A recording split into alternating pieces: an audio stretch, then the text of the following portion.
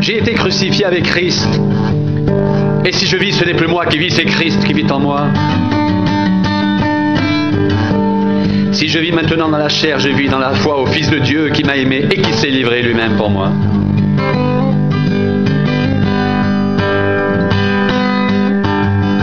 Je ne rejette pas la grâce de Dieu, car si la justice s'obtient par la loi, Christ est donc mort en vain.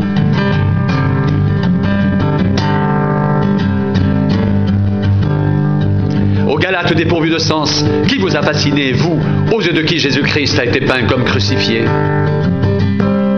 Voici seulement ce que je vais apprendre de vous. Est-ce par les œuvres de la loi que vous avez reçu l'Esprit ou par la prédication de la foi? Êtes-vous tellement dépourvu de sens après avoir commencé par l'Esprit? Voulez-vous maintenant finir par la chair?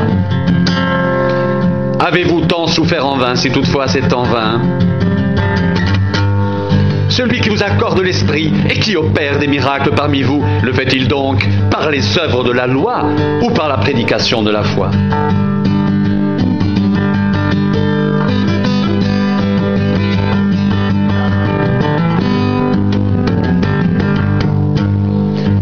Comme Abraham crut à Dieu, et que cela lui fut imputé à justice, reconnaissez donc que ce sont ceux qui ont la foi, qui sont fils d'Abraham.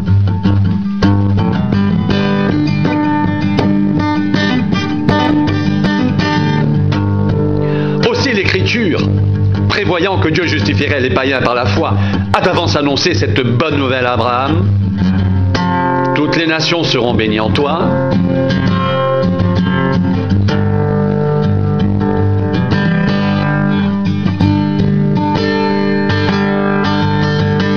Ainsi, ceux qui croient sont bénis avec Abraham le croyant. Car tous ceux qui s'attachent aux œuvres de la loi sont sous la malédiction, car il est écrit: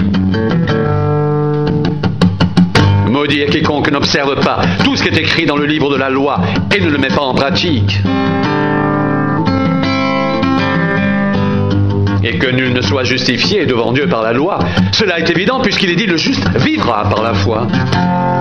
Or, la loi ne procède pas de la foi, mais elle dit: celui qui mettra ces choses en pratique vivra par elles.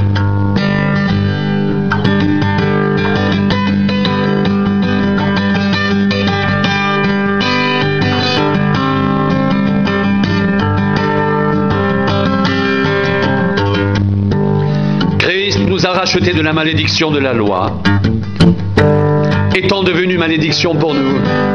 Car il est écrit: maudit est quiconque est pendu au bois, afin que la bénédiction d'Abraham ait pour les païens son accomplissement en Jésus-Christ, et que nous recevions par la foi l'Esprit qui avait été promis.